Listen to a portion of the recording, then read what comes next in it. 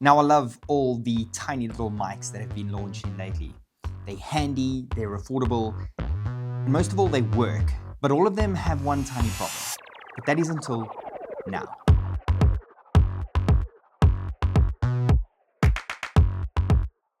Okay, so when it comes to wireless mics in the 2.4 gigahertz space, you've got the DJI Mic Mini, Rode's got one, Hollyland's got the Lark M2, M2S, which I've all reviewed, and this is an open, honest channel, and it's always what it's been. So what would make the Saramonic Air different? Besides for a really cool metal case with a glass cover and making it look super fancy, it does have this tiny little port on the side, and that changes the way a lot of creators are going to use the Saramonic Air. Specs versus competition.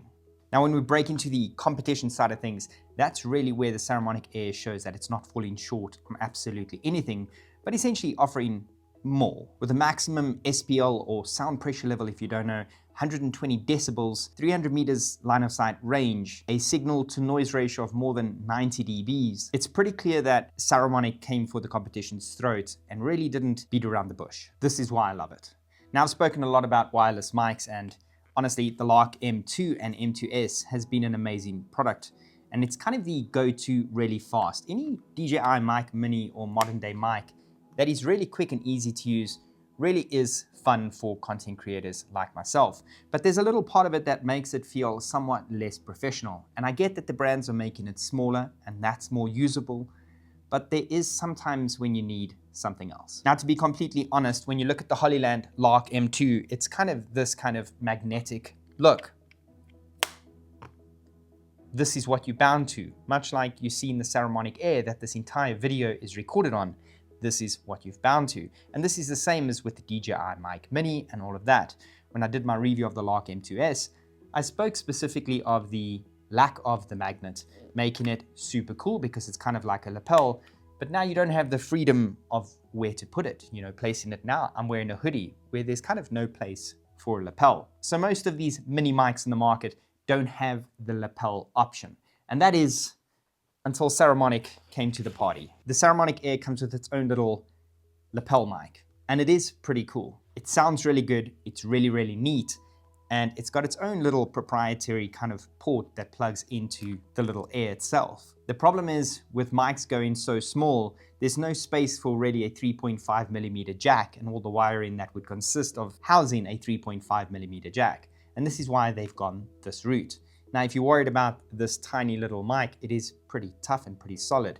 Saramonic actually does recommend you to kind of wrap it around the unit if you're worried about it tugging, but other than that, I mean, no one should be kind of tugging on it anyway, but if you are there for extra safety, you can do that. I think a lot of users do it anyway. But what does this actually do? This takes a lot of smaller creators that are buying tiny little mics, have the option now to make a more professional kind of look, mic up a professional talent that's wearing a suit, and you're not just slapping a magnet on them and kind of looking unprofessional. I don't know what it is, even though sometimes a magnet mic like this looks really, really neat, but sometimes the, what do they call it, the little industry standard loop does look really, really neat, and it just kind of finishes it off, making it seem a little bit more professional. On top of that, it has mono, stereo, and safety. Now this I have to explain to you because there's a lot that's jam-packed in here that is in no other little mic mini that you can kind of buy today.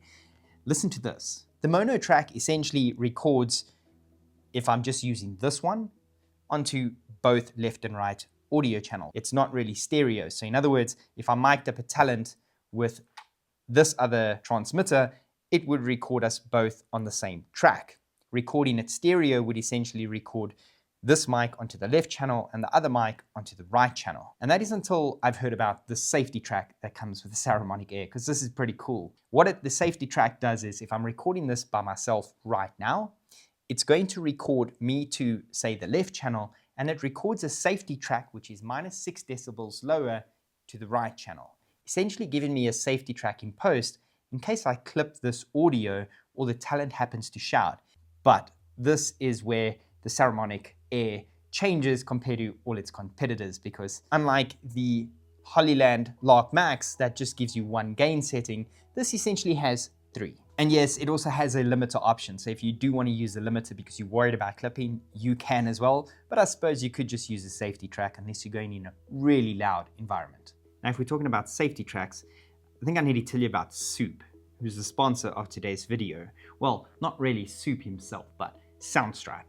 As you know, if you've been around the channel long enough, Soundstripe has been sponsoring this channel for a while, and I have personally been using Soundstripe since 2019 or something crazy. But what they've just done has completely changed audiophiles like myself, as well as filmmakers, creators, brands, anyone that's looking for audio on a different level. They have a new AI search, and I hate the word AI, but this is wild. You can tell it what edit you have, and I mean what you have. Cool video about kids playing outside in summer, beach balls, super fun, holiday mode. You can just give it absolutely everything. And Soup will give you a bunch of recommendations of songs. Not just that, it doesn't end there. It then asks you a kind of multiple choice kind of way to help you refine your selection by kind of prompting you with additional thoughts, if that makes sense.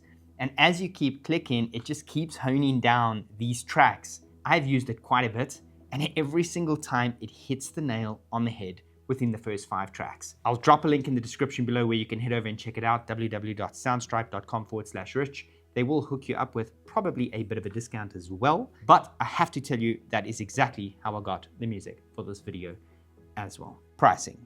The pricing on this is absolutely crazy. Without lapel mics, it's $139 with this whole entire case. If you want just the extra lapel mics, it's only $159, essentially $10 per lapel mic, making it completely worthwhile to spend the extra $20. Now, when you compare that to Rode's, I think $139 mic, and DJI's Mic Milli at $169, this really puts itself kind of slap bang in the middle and on the lower side, competing on a whole new different level. The receiver. Now, the receiver does have a neat little screen on it. And that screen, unlike everything else, is really, really cool, because on no other little Mic Mini or affordable wireless mic like this do you get a screen to actually add a couple more features, because you're not limited by remembering button presses and different color lights. You can now visually see what your mic has been set to. Now, the receiver screen isn't touchscreen, but that doesn't matter because the navigation button system is really easy, and I'll show you that in a bit. But it does show you the battery level of each mic as well. So you can see your transmitter's battery levels. On everything else, like your Mic Mini and the Lark, you kind of record in blind. If you hit the power button, it'll actually toggle through what you can change. So those 3 settings. And obviously that is the gain of mic 1. And just pushing the M or the NC, it's kind of an up and down. And you can change the gain of mic 1. Tap it again. You can go ahead and change the gain of mic 2 or mic B as they reference it. And then lastly, this is your output gain for your receiver that's running into the camera, also making it a little bit easier to kind of dial in that control. Now, unlike most button mics, you can only adjust the gain as a whole, which is only on the receiver. So you cannot separate the gain of each mic, and neither can you obviously change the receiver's output. So it is pretty cool to have all 3 as opposed to just 1. So once you've done that, you can tap NC. That'll activate noise cancellation. So what will happen is in the background over there, you can see it's blue. So that's no noise cancellation because it was on. Tap it again. The one with the tick going green, that is strong noise cancellation. So that is maximum noise cancellation. Tap it again. That is the minimum noise cancellation or the normal noise cancellation. And tap it again, and now it's off. It's great that you can actually access those via this, because most times with small wireless mics, you need to obviously download the app and go into the app to be able to customize that. So it's great that you can do this from the screen. Next, if you tap the M button, you'll go into the menu. Now, navigating the menu is also pretty easy. You can just tap over here to go up and down. It's kind of like an up and down arrow. And I'll just take you through it quickly. So let's go to the top. You have output modes being stereo. And if you hold here, you can then switch safety, mono, stereo. So you have your mono, you have your stereo, and then you have that safety track, and then hold it in and it'll go off. So you can toggle to the next one. Speaker, obviously this is for your phone, so you can toggle speaker on and off. So you can actually leave this off most likely. You probably don't want your speaker on your phone to be able to play. It will reboot if you do change the speaker mode.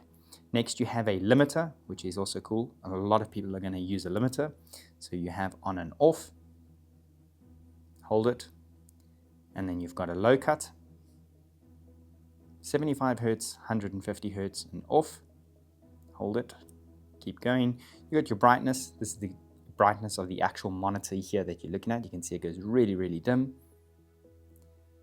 Backlight, that's to kind of keep it always on. So that is the light of the receiver, or 10 minutes. I would leave it always on. I much prefer not having to reach for my camera once it's gone off and touch my camera. Now this is also pretty cool, the fact that you can do this from here, your transmitter indicators. You can see the blue lights over there. You can actually set the brightness of that blue light to 75%, 50%, 25%, or off. Now if I hold this, there it will go off. So it will only go once you've activated it. So I'll show you that is 100% brightness, and then I'm going to show you what 25% looks like. Far less noticeable on video. Obviously, if you want to leave it off, you can, but I think a lot of guys want to just reference it and see it in the background. And you've got your language, pairing, if you obviously want to pair, an additional mic, or maybe you've lost one, and then obviously the version that you can update through the app. And that is how simple the menu actually is. The receiver also has a 3.5mm that goes straight through to your camera. Great, like everything else. But it also has a headphone jack, so you can monitor the audio going straight to the receiver if for some reason you need that and not to monitor it out of your camera. The transmitter. Now the transmitter is really simple. One button, one port. The port's obviously for your lapel mic, and the one button is to mute it or just hold it on and off so you can switch it off. There is no way to activate noise cancellation on the device, which I suppose can be a pro and a con for multiple things, but you can operate all of that from the receiver much easier. So it really makes it super handy that you've got such a dedicated receiver to control both transmitters. Now the transmitter does have a little metal clip. Also, these are they feel like metal, even though they're probably plastic, but the clip is definitely metal on the back. It's not a plastic clip by any means. Also, it's got a neat little magnet that is really strong and clips on to hold it onto your chest like this. Alternatively, the magnet is branded on one side and not branded on the other side, and it does stick both ways.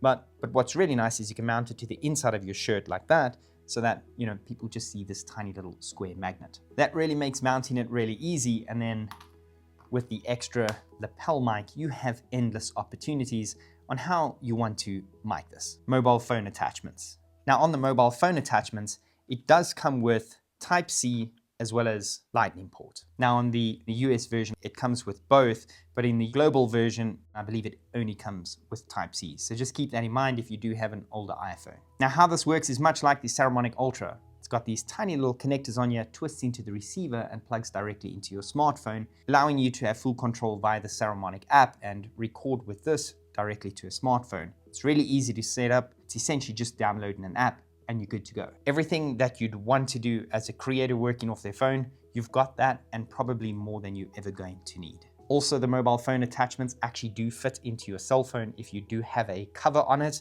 Well, for mine at least, because often I find that some of these attachments don't cater for people that have cell phone covers on. You end up having to remove your cell phone cover. Absolute pain. So thanks to Saramonic for actually considering that. Sound and range test. Now this entire video has been filmed on Saramonic Air, but this is in the studio. This isn't a soundproof studio by any means. It's actually terrible in here. But what does this sound like outside? So this is a Saramonic Air outside with no noise cancellation on right now. There is a dead cat on here at the moment. It is on my chest, and we're going to do a couple of tests. Walking back, line of sight, no line of sight. I'm going to compare this with the Hollyland Lark M2 as well, because they both work with magnet. Very similar system. Right, so this is right now, no noise cancellation. There's a sound that you get, the wind, the birds, the cars. Now we'll switch max noise cancellation on. Okay, so this is with maximum noise cancellation on. You hear a bit of a difference. It might be a little bit aggressive, the max noise cancellation. So what I'm gonna do is I'm gonna have Michelle switch it to the standard noise cancellation. Okay, so this is the standard noise cancellation. There's a ton of wind. The wind is hitting me from behind, and I do have the dead cat on. So now I'm gonna walk back, and we're gonna just keep going until the signal kind of dies out. It's probably gonna go forever. This is line of sight. It is on the front of my chest. So direct line of sight to the receiver itself, and I'm probably going to be able to walk for a very, very long time.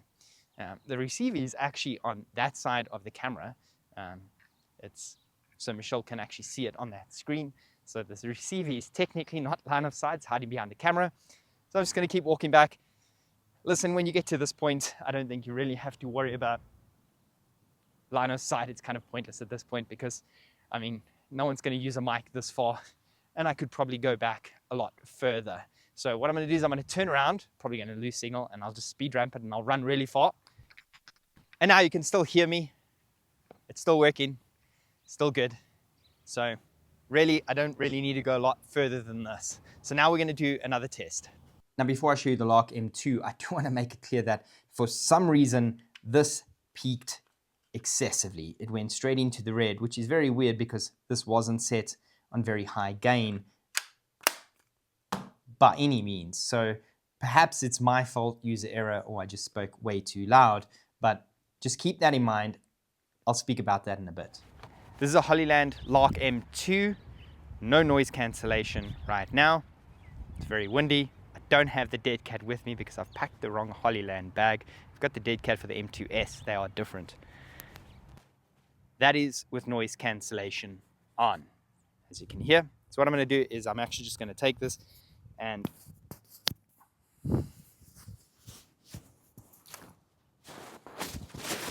pop it on the inside, and that is going to work basically just like a dead cat. Exactly the same. Wind's coming from the back. You can hear me. Still line of sight. Just going through the fabric. It's bodies that are a problem. I'm going to walk back, and we're just going to watch the range. Just keep going. You might hear it rubbing up and down on my chest. Maybe not. Hopefully the hoodie's got enough space in there, and there's not a lot of wind noise. Keep going. Noise cancellation is on. Shouldn't hear anything too bad. If there is a lot of wind interference, I'm really sorry for getting the dead cat. But I can't go back now. But that's not what we're here for. It's not about the dead cats. The dead cats work on this because I've tested them. So we're just going back, listening. Okay, it's keeping going, and this is probably going to do a lot line of sight. So I'm turning around this way. Nothing at all. Michelle says it. Back again. Okay, so it's connected. So we've got sound, and there we go. You can still do the side, goes really, really far. Now, to make the sound test fair, I do want to give you an honest kind of recording right over here. The studio isn't very quiet. The lights are going, and you can hear the fans. So I'm going to read out something. We're going to do it across this device with the lapel mic as well as the Lark, and then I'll let you be the judge of which sound you like. This is the Saramonic Air in studio. How does it sound? This is the standard noise cancellation, as there's a ton of wind noise outside and the studio isn't that quiet. This is Saramonic Air in studio with a lapel mic. How does it sound? This is the standard noise cancellation, as there's a ton of wind noise outside and the studio isn't that quiet. This is the Lark M2 in the studio with standard noise cancellation. There's a ton of wind noise outside and the studio isn't that quiet. How does it sound? Now I'm going to show you a non-line of sight test with the Saramonic Air. Now keep in mind that for non-line of sight, you usually use it in an interview kind of case, and you don't really go past a massive range, but I like to test it anyway because I've done it with my Saramonic Ultra. I've done it with all my mics. If you've watched any of my mic reviews, I like to see how far I can go line of sight as well as non-line of sight. So check this out. Right, so this is the Saramonic Air with the lapel mic included, right? So I'm gonna stick this in my back pocket. Now what's gonna happen is we don't have line of sight to the microphone. We can hide a mic and I can walk back. The test in kind of there we got sound back because we've got line of sight now because it's in this pocket as soon as I go back. So that is one thing about using it, but when you're doing it in this kind of range, obviously, then it really doesn't matter because this is kind of the normal interview kind of space that you would use it anyway. So yeah, it doesn't go very far considering if you look at the Saramonic Ultra, provided that it is nearly 3 times the price. But if you are doing it in an interview in a kind of room space, it's perfectly fine. Alternatively, they are so tiny that once you've wired the person up, you can just slip it into their front pocket, probably not even going to see it, or you could, like I do most of the time, drop it into someone's jacket pocket in the front. This is really, really tiny. I mean, if you look at this compared to the Saramonic Ultra, which I try and hide behind people, this you're really not going to see in someone's jacket pocket. So take that with a pinch of salt, but I just had to do the test for my own sanity and for the people out there that want to see it. Specs you want to know. One transmitter can run for 10 hours, more than you need in one go. Not just that, but the case does hold the ability to charge all 3 devices 1.5 times additionally. So once you've essentially gone to a job, you've got 10 hours on the device, load it back in, and you've got another 10 hours, plus it goes flat again, load it in, you've got another 5 hours, which is 25 hours. It's a 25-hour day. No one's ever going to use it. If you move in between jobs and you drop this into the case, from one job to another, or between 2 different talents or 3 different talents, it will charge up again. The transmitters can charge from 0 to 100 in a mere 1.5 hours. So considering the time factor, you're never going to run out of juice if you have the case nearby. Also, the case takes 2 hours to fully charge. So if you have all your devices in and you plug it in 2 hours, you're fully geared up and ready to go. Sony users, you're gonna love this because just like with the Saramonic Ultra, this does come with that super cool Sony hot shoe that allows you to not use the 3.5mm cable.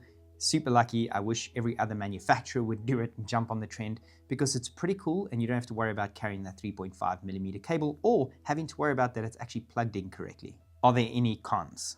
To be honest, the only con that I really see people saying is that this isn't the standard 3.5mm port. But considering that no other mic mini on the market at the moment actually has a lapel mic, I think it's a little bit nitpicky and silly to pick on the fact that it's not a standard 3.5mm port. Also, I don't think you're going to be wanting to throw a $200-300 lapel mic on a $150 system. So I think this is great that they've made this. Also, the screen could be a little bit brighter in pure daylight. However, brighter screens do cost a lot more money, and considering that no other competitor in this field even has a screen, I think it's also been really, really nitpicky as a creator, just wanting the best out of something that is only $149, $159. My only valid con that I really have is that when you do mount the receiver to the camera, the actual buttons and as well as the screen points upwards and not towards you. In saying that, when you do connect it to a mobile device, then it obviously does point directly towards you, which is great. Side note, Sony users are once again really lucky because if you do actually purchase the Sony adapter,